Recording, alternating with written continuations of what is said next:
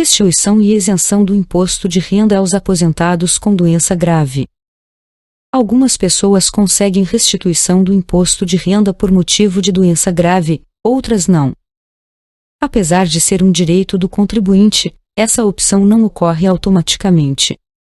Felizmente, podemos ajudá-los quanto à isenção e à restituição do imposto de renda retido na fonte ao longo de sua aposentadoria e, de modo prático, direto, descomplicado e à distância online, principalmente nos cálculos no valor a restituir e toda a burocracia.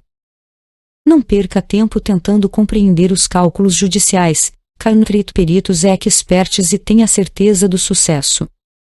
O laudo pericial contábil, juntado pela parte junto à petição inicial, são determinantes para o julgamento, pois, além de valorizar o trabalho do advogado, agiliza o processo fornecendo uma análise fundamentada e detalhada, auxiliando o juiz e a própria administração do INSS em sua convicção sobre o caso.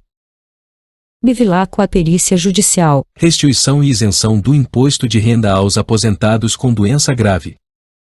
Para conseguir a restituição e isenção do imposto de renda, é preciso entrar com um pedido junto à Receita Federal e INSS.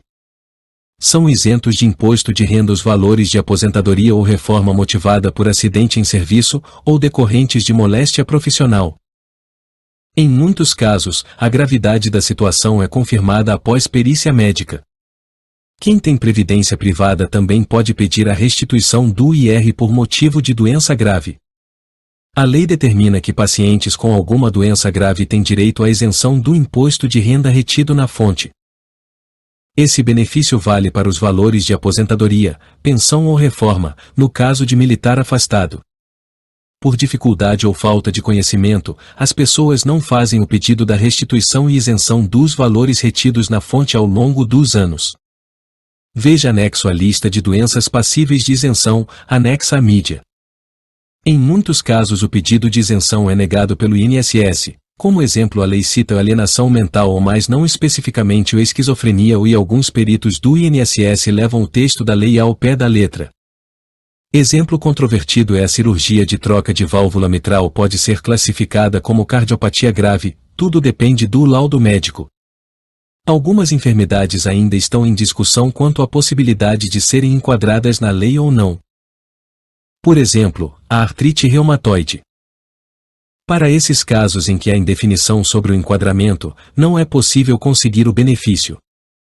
Havendo dúvida se a doença encaixa no pedido ou não, fale com seu médico.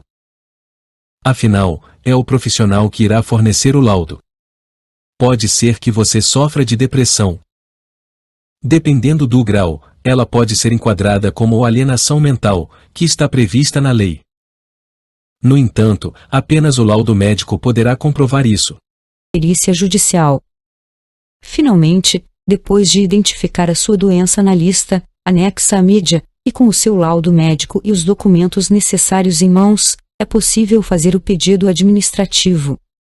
Considerando ainda que com o nosso laudo pericial contábil, você poderá auxiliar o INSS e Receita Federal a se convencer que tem direito à isenção, e que se negado o pedido, já tem em mãos a devida instrução processual para entrar com o pedido na Justiça Federal, a ser apresentado tudo a seu advogado.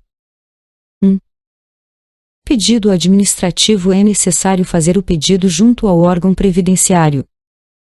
Pode ser o Instituto Nacional do Seguro Social, INSS, ou outra entidade pública, como acontece com militares na reserva remunerada e na reforma. Também há órgãos de previdência do Estado, do município, etc.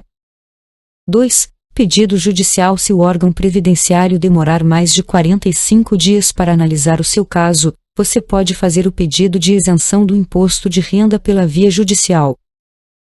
Essa é a alternativa quando a pessoa atende aos requisitos para receber o benefício, mas seu pedido é negado. O processo judicial dura de 1 a 2 anos.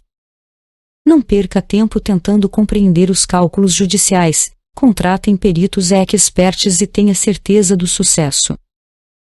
Bevilacqua a perícia judicial.